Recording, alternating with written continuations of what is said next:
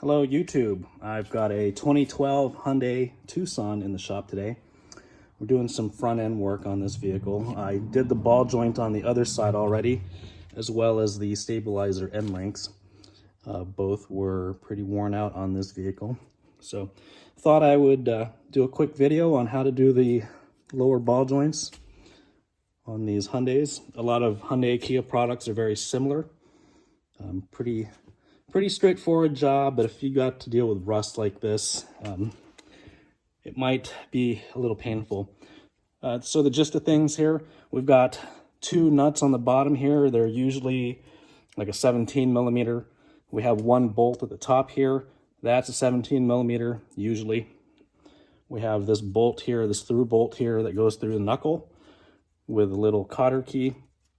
That is most likely a 17 millimeter also.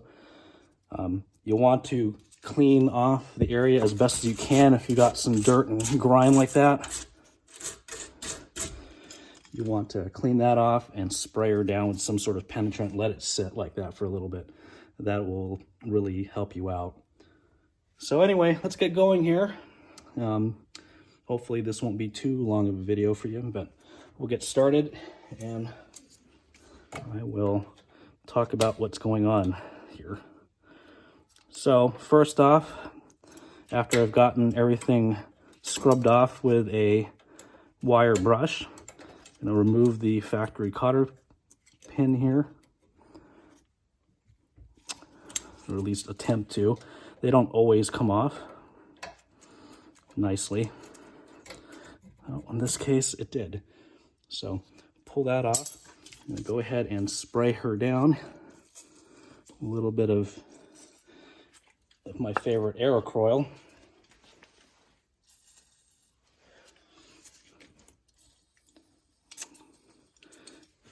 So what I like to do is break this one free here first, this bolt. Just break it free with a nice 1/2-inch drive here. You can just sneak a shallow socket here, break it loose, and then stop.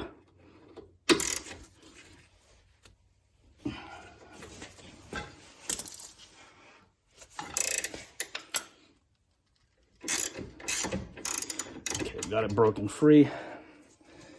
We're gonna hit up against the CV joint here, so we need to stop.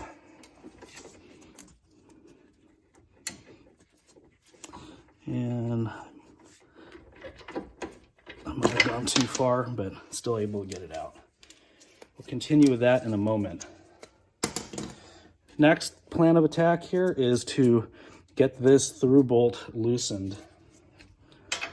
So, yep, 17 millimeter on both ends. I'm gonna go ahead and grab an impact gun and see what I can do with this. Okay, so I've got a wrench, 17 millimeter wrench backing it up here. I'm gonna hit it with this impact gun here and extensions just to get the gun to clear the brake caliper and see if we can break it loose. Mind your ears. Okay. That went fairly drama-free, but as you can see, the bolt is still kind of stuck in the knuckle here. So I'll give it yet another dousing of Aerocroil. I'm going to turn the wheel in the opposite direction so I can get tools back here.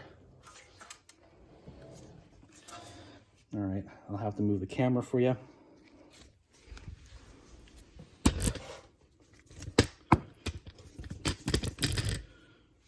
All right.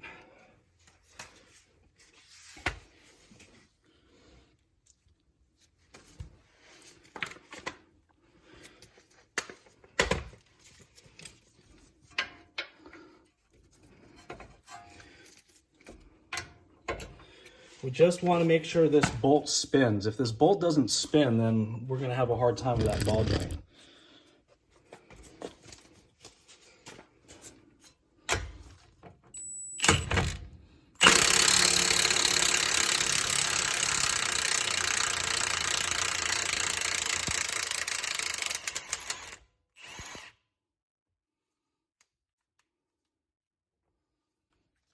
Okay, that broke the corrosion free. I'm going to try to just push the bolt through, you know, just use the end of the bolt here on the pliers here and just push through while I use the impact gun. I'll switch to the smaller impact gun now.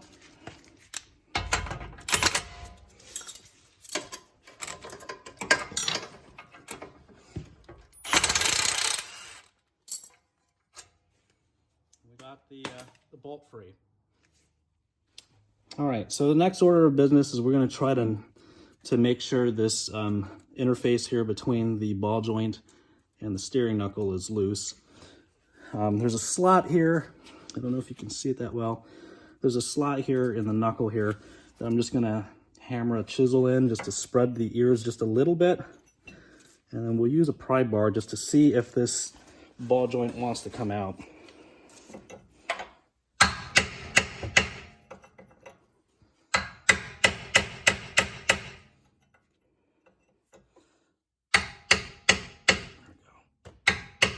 We don't have to go that far into the knuckle here. We just want to spread the ears out just enough to see if things will move.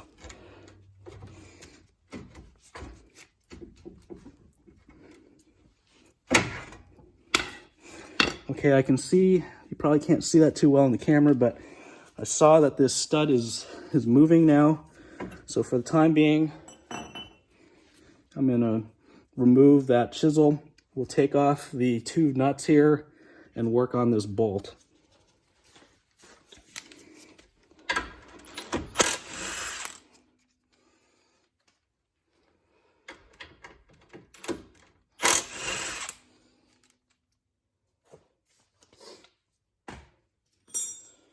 Okay, we'll go back to that original bolt here.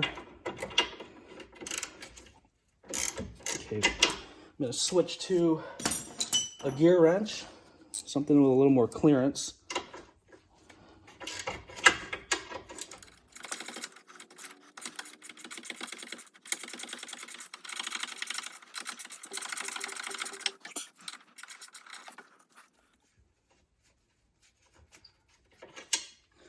Okay, that bolts out.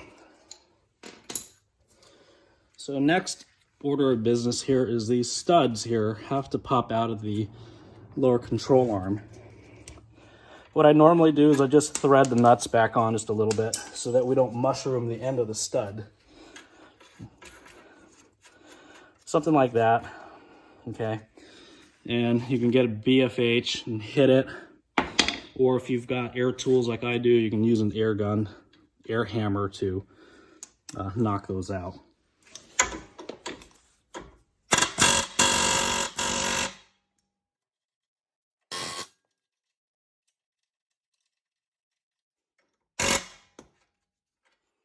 There's one. Hopefully my head wasn't in the way.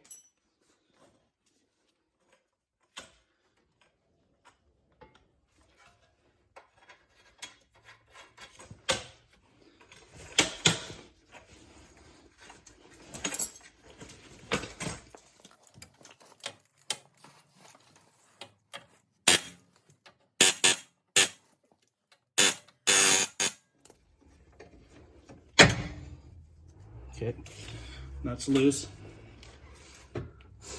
So now this control arm is ready to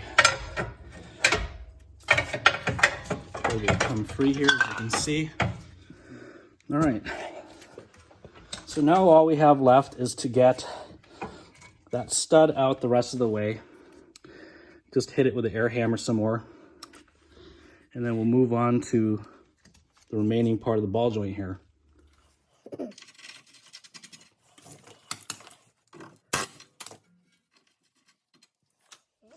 As you notice, I've also taken the sway bar end link loose off of here so we can move pieces around a little better.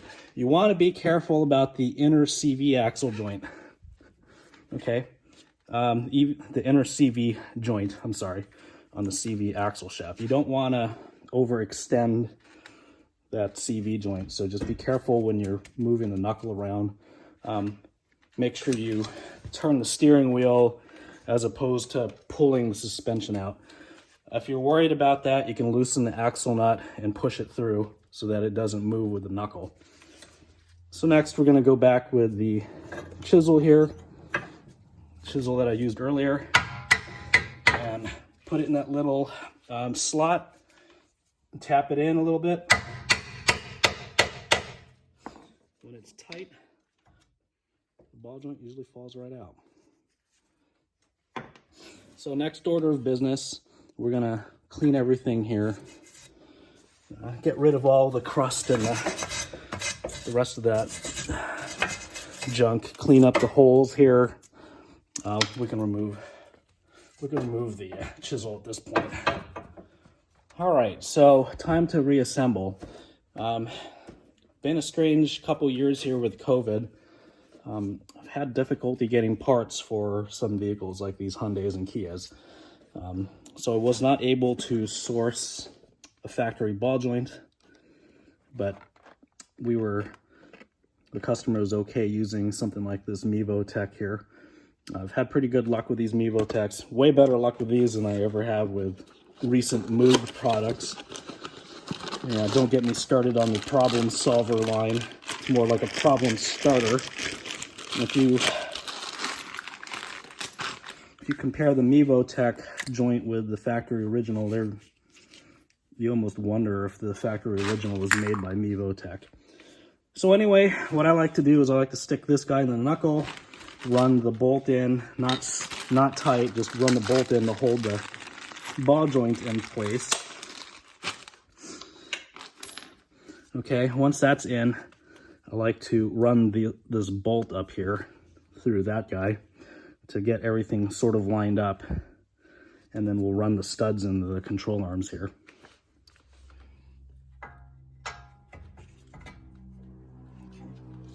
Use a plastic dead blow hammer to get it in there. All right. Run the bolt in the factory orientation with the stud facing forward, which is opposite of other vehicles like Chrysler products. We'll put the nut on just as a placeholder for right now. Keep in mind that aftermarket stuff tends to be different sizes at times. So the nuts are, I believe, 18 millimeters on these, and the heads are 16s. All right, so let me see if I can get you a better camera angle for this next step here. This is the way I do it when I'm working by myself. It's easier than trying to get this ball joint stud lined up into the knuckle. Okay, so I've got you in the wheel well with me. What I did was I turned the steering wheel back to the straight ahead position to get everything more or less lined up the way I want it. Here's a lower ball joint. This is the first hole that we're going to access or screw into right here. So what I'm going to do is I'm just going to try to push everything around until the holes line up and start screwing this bolt in. So let's see if I could do this with you guys in my view.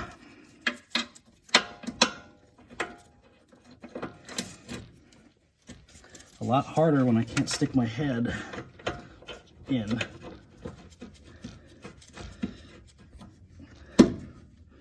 Okay, I think I got it started.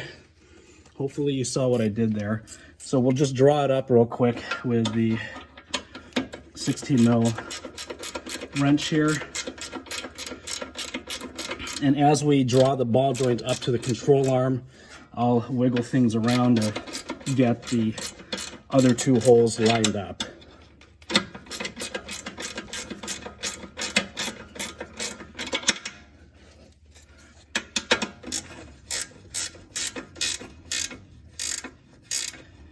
So I don't know if you can see that very well, but I got the holes more lined up here. I could move the knuckle a little bit. So I'll run these two studs up. I'll line the holes up and run the studs in.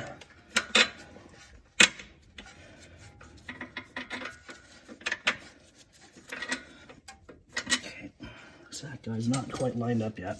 But you get the picture.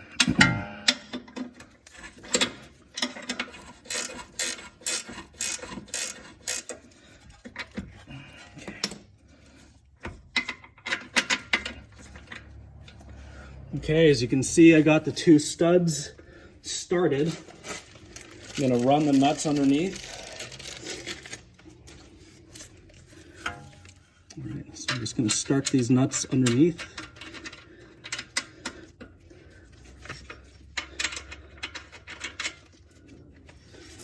All right, okay, now I get these snugged up.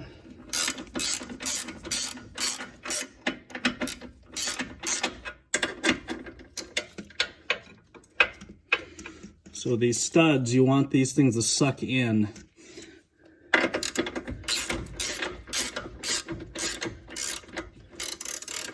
Until they're flush with the control arm.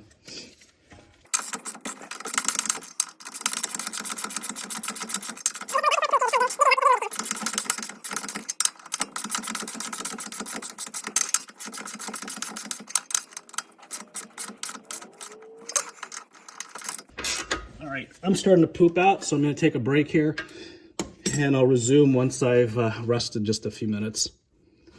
I got a longer wrench or a ratchet and drove those in the rest of the way. So now I'm going to torque down these two nuts, as well as this bolt here and this through bolt, 86 foot-pounds or 85. There's a range. I think it's 73 to 85. I'll put that in the video description. Let's just make sure everything's torqued.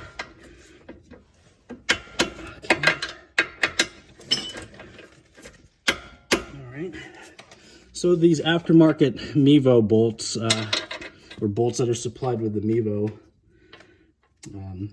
ball joints, the two nuts are 18 millimeters and the bolt here is a 16.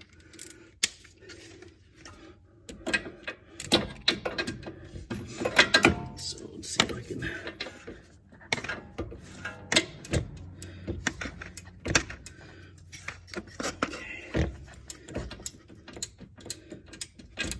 A flex head torque wrench would be very nice right now. Okay, so that's torqued to spec. I'm not going to bore you with this through bolt, but I'll get that torqued to spec, and we'll see you here in the next segment. You might be wondering, there's no cotter pin on this. I'm not sure if I mentioned it earlier, but the Mevo Tech ball joints come with a lock nut here, so there's no need to, and there's no space to have a cotter pin.